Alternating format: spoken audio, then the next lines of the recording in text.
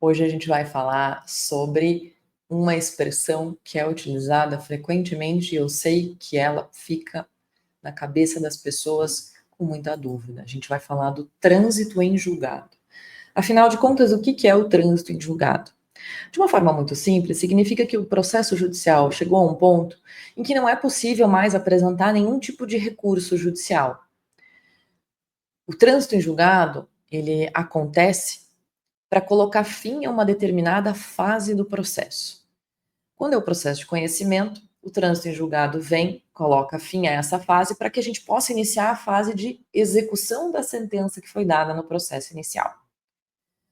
É por meio do trânsito em julgado que a gente começa a contar o prazo prescricional de execução. E eu sei que parece que eu estou falando um pouco de grego aqui, mas vocês vão entender conforme vocês avançam aqui no nosso glossário. O trânsito em julgado permite que a gente, por exemplo, quando você ganha um processo, que a gente inicie a fase de cobrança contra o seu devedor. Ou então que, se você perde um processo, você já se prepare porque a outra parte vai entrar com a execução contra você. E é a partir desse momento que a gente conta quanto tempo que essa pessoa pode ainda ingressar com a ação de cobrança, de execução daquela sentença, melhor dizendo, para que você cumpra ou para que ela cumpra em relação a você aquilo que foi determinado pelo juiz. O trânsito em julgado define que aquele determinado fluxo, aquela fase processual se encerrou. Então, não dá mais para que nós tentemos discutir dentro daquele processo o que já foi definido pelo juiz. O que é muito importante a gente levar em conta? O trânsito em julgado ele pode acontecer por uma naturalidade, que é quando a gente já não tem mais nenhum recurso que possa ser apresentado no processo, ou ele pode acontecer por uma inércia da parte. Quando a parte, por exemplo, decide que ela não quer recorrer, porque o custo financeiro do recurso é alto, ou porque ela perdeu o interesse no processo, ou ainda porque perdeu o prazo mesmo. Ou então, ela não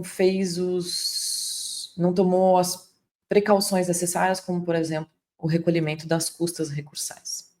Então, existem várias situações que podem levar ao trânsito em julgado, mas o efeito dele é o mesmo. A gente torna aquele processo estável, ou, de uma forma mais simples, imexível. Hoje em dia, é muito importante a gente ter cuidado quando a gente fala para um cliente que quando um processo tem o seu trânsito em julgado, que ele não pode mais ser revisto, que aquele assunto debatido naquele processo não pode ser revisto. Na verdade, existe um instrumento chamado ação rescisória, que até 2 anos depois do trânsito em julgado, pode ser utilizado por qualquer das partes para tentar anular, para tentar desfazer o resultado daquele processo.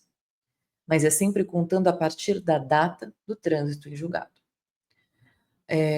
Se você encontrar uma expressão dessa num relatório seu aqui do escritório, já tenha a tranquilidade de saber que aquela fase daquele processo se encerrou.